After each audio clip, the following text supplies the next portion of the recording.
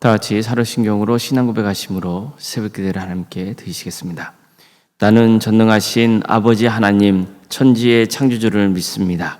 나는 그의 유일하신 아들 우리 주 예수 그리스도를 믿습니다. 그는 성령으로 잉태되어 동정녀 마리아에게서 나시고 본디오 빌라도에게 고난을 받아 십자가에 못 박혀 죽으시고 장사된 지 사흘 만에 죽은 자 가운데서 다시 살아나셨으며 하늘에 오르시어 전능하신 아버지 하나님 우편에 앉아 계시다가 거기로부터 살아있는 자와 죽은 자를 심판하러 오십니다. 나는 성령을 믿으며 거룩한 공교회와 성도의 교제와 죄를 용서받는 것과 몸의 부활과 영생을 믿습니다. 아멘. 찬송가 270장 찬양하시겠습니다. 찬송가 270장입니다.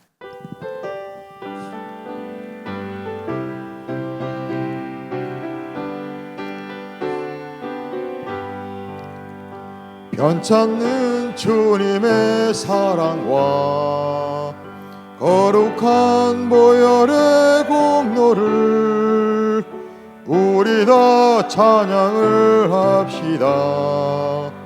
주님을 만나볼 때까지 예수는 우리를 깨끗게 하시는 주시니 그의 피 우리를 눈보다 더 희게 하셨네. 우리를 깨끗게 한 피는 무궁한 생명의 모일세. 생명의 구원을 받은 자 하나님 찬양을 합시다. 예수는 우리를 깨끗게 하시는 주시니 그의 피 우리를 눈보다 더 희게 하셨네. 주님의 거룩한 보혈을 날마다 입으로 간증해 담대히 싸우며 나가세. 천국에 들어갈 때까지 예수는 우리를 깨끗게 하시는 주시니 그의 피 우리를 눈보다 더 희게 하셨네. 십자가 단단히 붙잡고 날마다 이기며 나가세.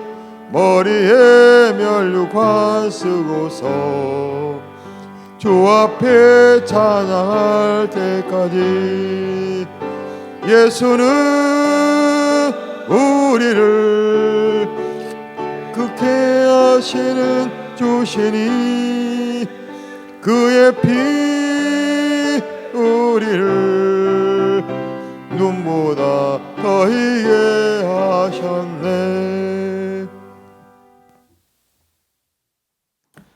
하나님 말씀 함께 보겠습니다. 구약성경 출애굽기 20장 13절 말씀입니다.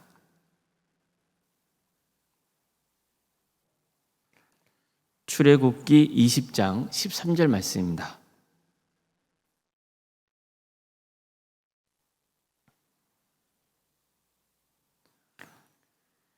출애굽기 20장 13절 말씀을 함께 읽겠습니다. 살인하지 말라. 아멘. 오늘도 새벽기도 드리며 하나님의 은혜를 간구하는 모든 성도님들의 삶의 자리마다 또 하나님께서 친히 세우시고 다스리시는 동안께 위해 하나님의 은혜와 평강이 충만하기를 주님의 이름으로 축원합니다. 10계명에서 제6계명은 살인 금지 명령입니다.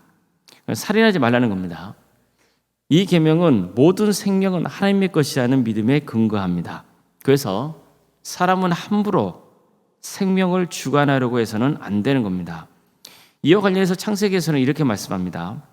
다른 사람의 피를 흘리면 그 사람의 피도 흘릴 것이니 이는 하나님이 자기 형상대로 사람을 지으셨음이니라. 인간 하나님께서 특별히 당신의 형상으로 창조하셨습니다. 그래서 하나님의 것입니다. 따라서 어느 누구도 함부로 이웃의 생명을 해치면 안 된다는 겁니다.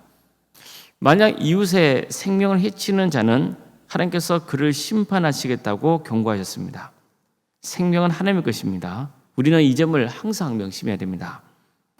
특히 십계명에서 살인 금지 명령은 공동체의 화평과 질서를 지키는 것을 목적으로 합니다. 다시 말해서 공동체의 평화와 질서를 저해하는 불법적인 살인 행위를 금지하고 있는 겁니다. 자, 이렇게 본다면 평화를 지키기 위해서 어쩔 수 없이 전쟁 중에 살인을 하는 경우, 또 극악무도한 죄를 지은 사람에게 사형을 선고하는 경우, 이것은 이 계명에서 죄가 된다고 볼 수 있습니다. 어쨌든 기본 정신은 이웃에게 해를 끼치지 않는 겁니다. 그런데 이웃에게 가장 큰 해를 끼치는 게 뭡니까? 생명을 해치는 겁니다. 그래서 십계명 중 공동체의 평화와 질서와 관련된 계명 중에서 살인 금지 명령이 가장 먼저 등장하고 있는 겁니다. 살인에는 직접적인 살인도 있지만 간접적인 살인도 있습니다. 예를 들어 자신의 힘을 악용해서 갑질하는 경우도 간접 살인에 해당됩니다. 이웃을 헛뜯고 못살게 구는 것도 마찬가지입니다. 학교나 직장 같은 데서 왕따를 일삼는 행위도 살인에 해당합니다. 가난하고 힘없는 이웃의 것을 착취하는 행위, 일한 대가를 아무런 이유 없이 지불하지 않는 행위, 이런 것들도 다 살인죄에 해당되는 겁니다. 내가 직접 사람을 죽이지 않았다 해서 살인 금지 계명을 지키고 있다고 여기면 곤란합니다. 우리는 이 계명 앞에서 항상 자신을 돌아봐야 됩니다. 나는 혹시 내 지위를 악용해서 부하 직원을 못살게 굴고 있지는 않는지, 또 내가 누군가를 의도적으로 소외시키고 있지는 않은지, 폭언을 일삼고 있지는 않은지 돌아봐야 됩니다. 살인 금지 명령과 관련해서는 예수님도 이렇게 말씀하셨습니다. 옛사람에게 말한 바 살인하지 말라. 누군지 살인하면 심판을 받게 되려 하였다는 것을 너희가 들었으나 나는 너희에게 이르노니 형제에게 노하는 자마다 심판을 받게 되고 형제에게 대하여 나가라 하는 자는 공에 잡혀가게 되고 미련한 놈이라 하는 자는 지옥불에 들어가게 되라. 그러므로 예물을 제단에 드리라가 거기서 내 형제에게 원망 들을 말을 일이 생각나거든 예물을 제단 앞에 두고 먼저 가서 형제와 화목하고 그 후에 와서 예물을 드리라. 너를 고발하는 자와 함께 길에 있을 때에 급히 사화하라. 그 고발하는 자가 너를 재판관에게 내어주고 재판관이 옥내에게 내어주어 옥에 가둘까 염려하라. 진실로 내게 이르노니 내가 한 푼이라도 남김없이 다 갚기 전에는 결코 거기서 나오지 못하리라. 자, 먼저 예수님은 십계명에 대해서 행위를 넘어 마음의 동기를 중시하신다는 것을 알 수 있습니다. 자, 당시 사람들은 십계명 중에서 살인 금지 명령에 대해 직접 사람을 살인하지 않았다면 그 계명을 지키고 있는 것을 여겼습니다. 하지만 예수님은 비록 직접 살인을 저지른 게 아니라 할지라도 살인하고 싶은 마음이 드는 것도 살인 금지 명령을 어긴 것이라고 말씀하고 있는 겁니다. 외형적으로 계명을 지키는 게 다가 아니라는 거죠. 이웃에게 함부로 분노를 표출하는 것도 살인 금지 명령을 어긴 겁니다. 이런 말 하는 사람도 있잖아요. 나는 불같이 화를 내지만 빨리 풀어져. 나는 속에 담아두고 살지 않아. 이처럼 마치 성격이 구지구지하지 않고 깔끔한 것처럼 표현하는 사람도 있어요. 이것은 전형적으로 자기 중심적인 태도입니다. 이미 상대방은 큰 내상을 입고 말았는데 상대방 입장은 고려하지 않고 나는 이제 다 풀렸다고 하는 것은 정말 악한 생각입니다. 물론 일을 하거나 가정을 섬기다 보면 단호하게 말을 해야 할 때가 있습니다. 그러니까 잘못된 것을 지적하는데 웃으면서 또 부드럽게 할 수는 없는 상황이잖아요. 분명히 단호할 때는 단호해야 돼요. 그것은 잘못된 게 아니에요. 단호할 때는 단호해야 됩니다. 그러나 상대방을 무시하면서 폭언을 일삼는 것은 살인 행위가 된다는 것을 항상 명심해야 됩니다. 예수님께서는 형제에 대하여 라가다 하는 자는 공에 잡혀가야 된다고 말씀하셨습니다. 여기서 라가라는 뜻은요, 머리가 비었다는 뜻이에요. 우리 식으로 하면 어떤 표현이냐면 바보 같은 놈, 미련한 놈 이런 뜻이에요.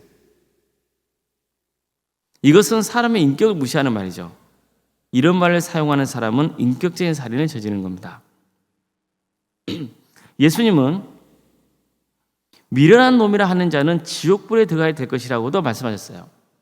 여기서 미련한 놈이라는 표현은 하나님의 뜻을 잘 모르고 하나님을 잘 섬기지 않는 자라는 의미가 들어있습니다. 신앙적인 멸시예요. 자, 그렇다면 이건 무슨 뜻일까요? 한마디로 말씀드리면 너는 영적으로 죽어 있다는 뜻이에요. 자, 그렇다면 이런 말 누가 주로 합니까? 불신자가 할까요? 성도가 할까요?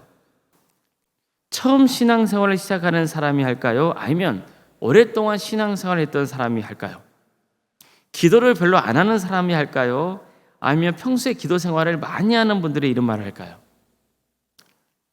저 집사님은 영적이지가 않아. 우리 교회는 영적으로 죽어 있어. 이런 말은 누가 주로 할까요? 불신자가 아니죠. 성도가 그런 말을 하겠죠. 신앙생활 처음 시작하는 사람이 이런 말 하겠습니까? 그렇지 않죠. 오랫동안 신앙생활 했던 사람들이 이런 말을 하는 거예요. 또 평소에 기도 생활을 하지 않는 사람도 이런 말 하겠습니까? 그렇지 않아요. 평소에 기도 생활을 많이 하는 사람들이 이런 말을 할 수가 있는 거예요. 그런데 이것도 예수님께서 뭐라 말씀하시냐면은 영적인 살인 행위에 해당되는 것이라고 말씀하고 있는 겁니다. 어떻습니까? 이처럼 예수님은 특별히 말로 하는 살인에 대해서 강조하세요. 그리고 마음의 동기를 보시죠. 비록 말로 표현하지는 않아도 속으로도 이웃을 무시하는 태도를 취한다면 그 역시 살인이라고 말씀하고 있는 겁니다. 자, 그렇다면 요즘 우리 사회를 보세요. 폭언이 난무하지 않습니까? 상대방을 무시하고 헐뜯는 일들이 얼마나 많습니까? 뉴스를 보면 온통 정치권은 말로 상대방을 공격하죠. 길거리에 걸려있는 정치관인 현수막들을 보세요. 정말 유치하다 못해서 우리 학생들이 저런 문구를 보고 뭘 배울까? 그런 마음이 들지 않으세요? 직장 내 괴롭힘이나 또 학교에서도 왕따 문제가 얼마나 심각합니까? 요즘은요, 정말 사람을 함부로 상해를 일으키고 또 죽이는 일들이 벌어지잖아요.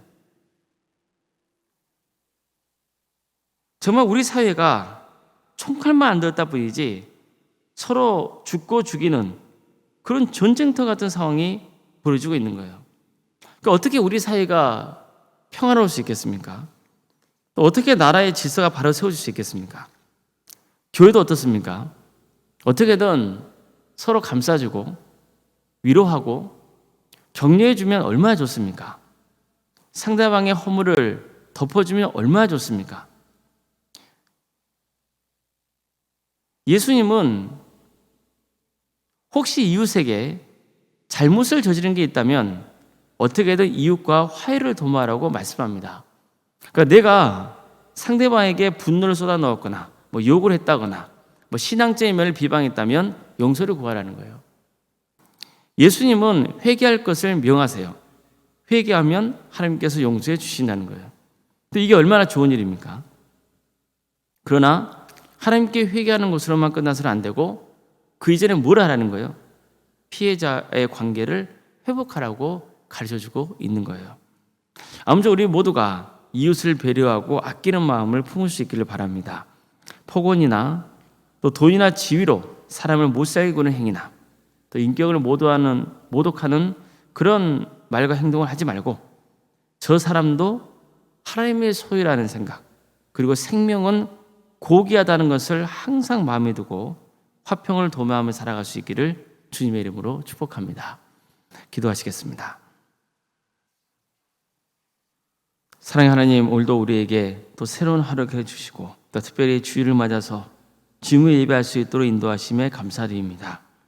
주님, 우리가 인생을 살아가면서 생명이 얼마나 소중한 것인가를 항상 마음에 간직하며 내게 생명 주신 하나님께 감사하고 또 타인의 생명을 소중하게 여기는 삶의 길을 갈 수 있도록 인도하여 주시옵소서.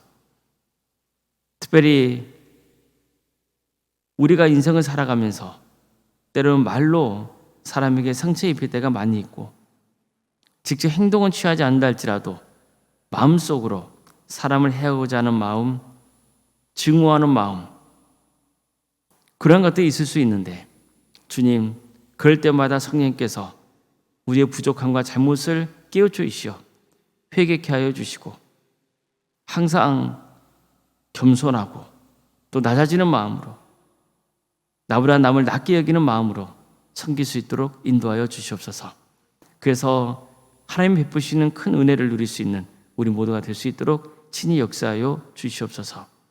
주님 도안길을 세워주시고 지금까지 지켜주신 은혜에 감사를 드립니다.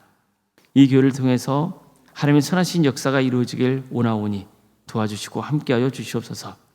많은 영혼들이 예수님을 믿고 구원받는 역사가 있게 하여 주시옵소서.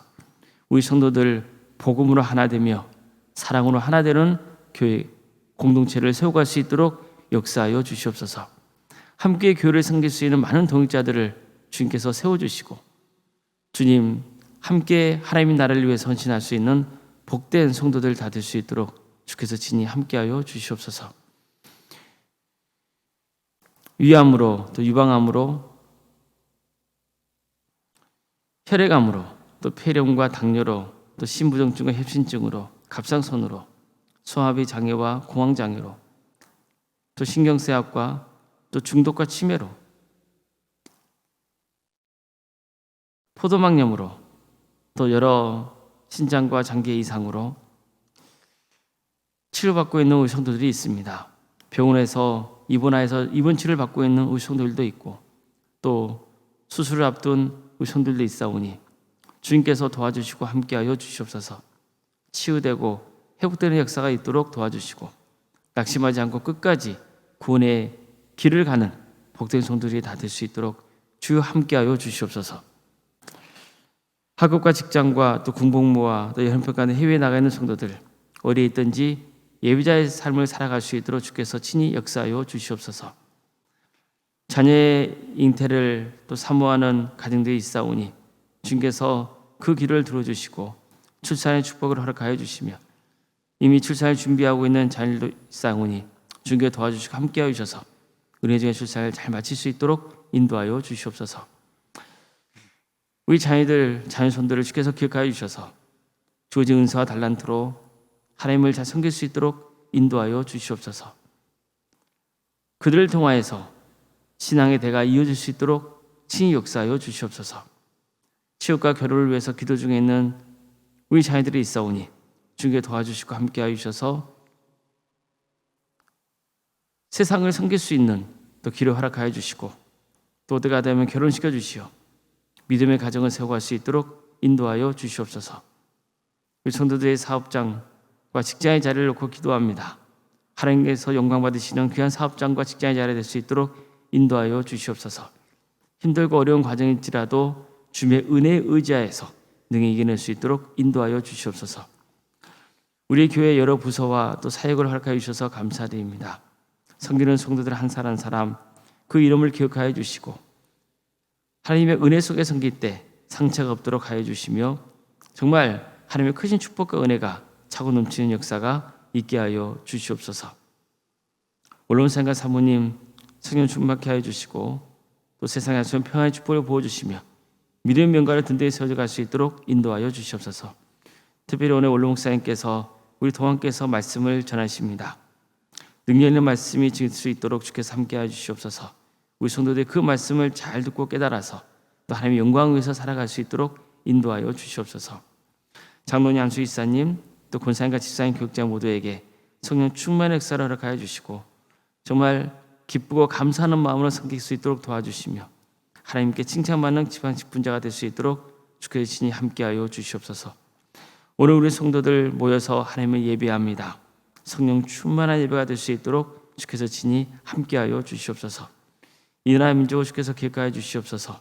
하나님의 공의와 정의가 바로 세워지는 나라 될 수 있도록 도와주시고 억압받고는 북한 동포를 하루속히 해방과 자유의 기쁨을 맛보게 해주시며 하나님 나라에 헌신하고 있는 목회자들과 또 선교사들 가운데 함께하여 주셔서 그대의 가정을 지켜주시며 사역의 자리를 지켜주시고 그대의 헌신을 통해서 많은 구원의 열매가 맺어지는 귀한 역사가 있게 하여 주시옵소서. 오늘 주님께서 복주시겠다 약속하신 거룩한 주님, 주님 우리와 함께하여 주시고 복의 복을 더하여 주시옵소서. 거룩하신 예수님의 이름으로 기도드리옵나이다. 아멘. 하늘에 계신 우리 아버지, 아버지의 이름을 거룩하게 하시며 아버지의 나라가 오게 하시며 아버지의 뜻이 하늘에서와 같이 땅에서도 이루어지게 하소서. 오늘 우리에게 일용할 양식을 주시고 우리가 우리에게 잘못한 사람을 용서하여 준 것 같이 우리 죄를 용서하여 주시고 우리를 시험에 빠지지 않게 하시고 악에서 구하소서.